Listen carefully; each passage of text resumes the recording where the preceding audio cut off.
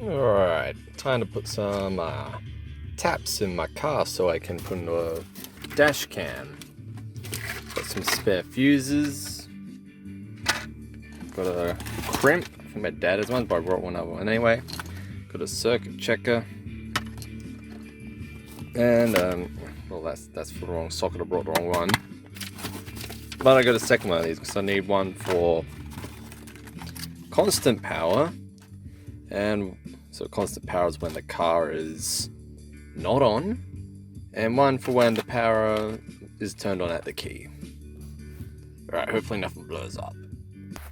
I did write down some notes on how to use these. So from my understanding, the new fuse goes in the top strip, the old fuse goes in the bottom strip, and the value of the fuse has to be lower than the old fuse, or the bottom fuse rather. Also, the left side is where the volts go in, and the right side is where the volts go out. And I haven't got the cable system out yet, but the yellow will be for the constant power. The red is for this. Okay, that's weird. That's the second time it's done that. My radio just changed station. Anyway, the red will be for when the key is turned on like it is now. And the black is for the ground, so just put that on a bolt or some other exposed bit of metal. Alright, this has gone very blurry because it's dark, but this is the interior switch box. I think I will not be using this one because, hang on, let me get the fuse. Let me go there for now while I get this on. So as you can see, it just sticks out. Wow, this cannot focus in low light. My camera sucks. Phone camera, that is.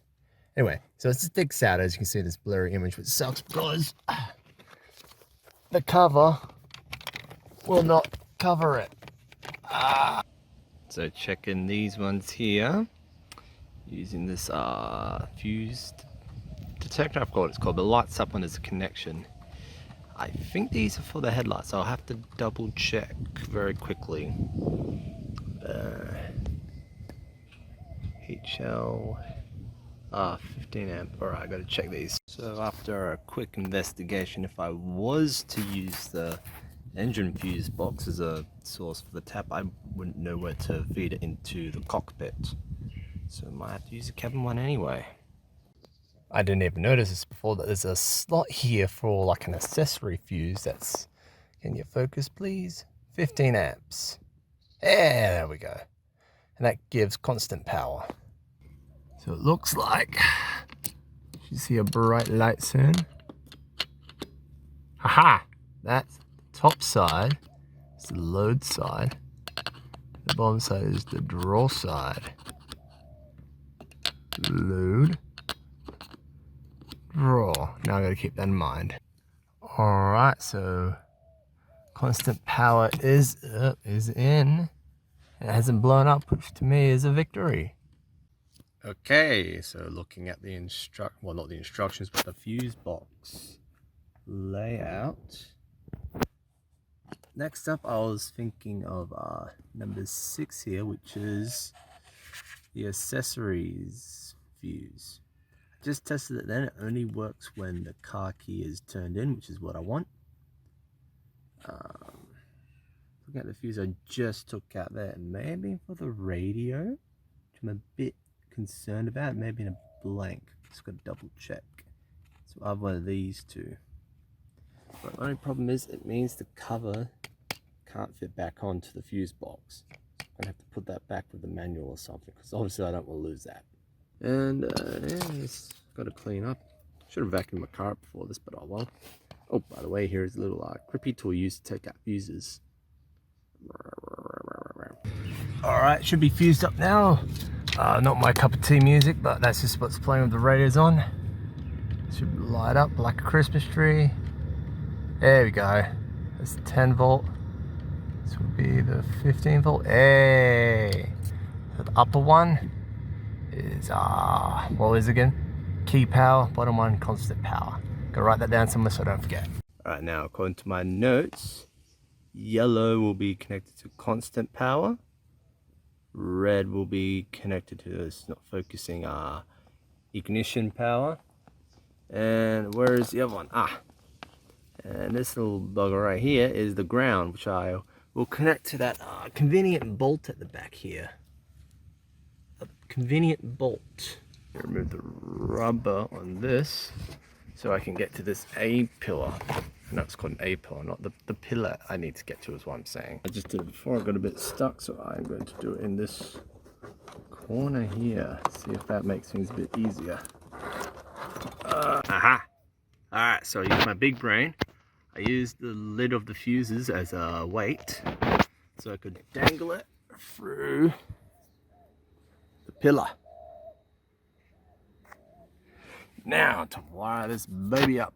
Alright, I had to fiddle around a bit to get a 10mm to tie that in, but it should be all good now. So let's plug in the camera and see how well it works.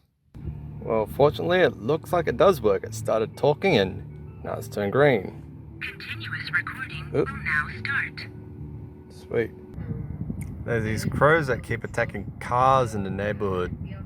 This one's eyeing me off. And that is front dash cam in. I just had a quick check on my phone because you can connect it to your phone and it's all good. It looks great.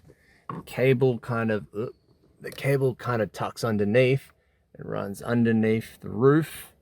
I haven't put the pillar back in yet. I will do that eventually. Goes underneath. And that goes underneath to the fuses. Hopefully I got a picture of the fuse. I didn't see that. Alrighty, so in case you can't tell from the extra cable, what I am doing now, I am now installing the back cam cable. What I've had to do is, let me get back in focus, remove this pillar here and feed the cable through underneath it. But I've now done that, so I am now going to pop this back in. I think this is the right way around. No, it's not. Now it's the right way around. Alright, so that took a bit of pulling and tugging, but I essentially run the cable along the side, through this back pillar here, around the top, through there. With a bit of oomph, I managed to pull most of this pillar well enough to feed this through here. And now, just going to bunch this up, tighten up, because it's now plugged into the camera. Okay, everything should be installed now. Next port of call is to fix up this radio here and install a dash cam, a reverse camera at the back that connects to this system. Alright, so this is some footage from the camera afterwards, and me recording on a shoddy microphone. The camera has a very good video quality. It's got a weird field of view that makes the car look like it's going really fast when it's not going that fast. Also, there's a smudge on my windscreen that's in the top left that's really annoying me. The rear view camera is a bit lower quality, but it's still perfectly fine. Also, this driver here gets very close to me very quickly. Whoa, slow down there. I find sometimes when you go over a speed bump, the up and down motion will set off the collision detection in the camera.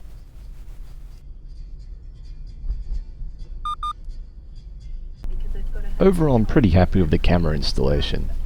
A bit disappointed I couldn't put the cover back on the fuse box, but that's not the end of the world. Nothing blew up, nothing caught on fire, and it was a fun little project. And now if someone hits me, then I'm covered. Or I can upload a funny dashcam video to YouTube. And what about easing the nerves of parents?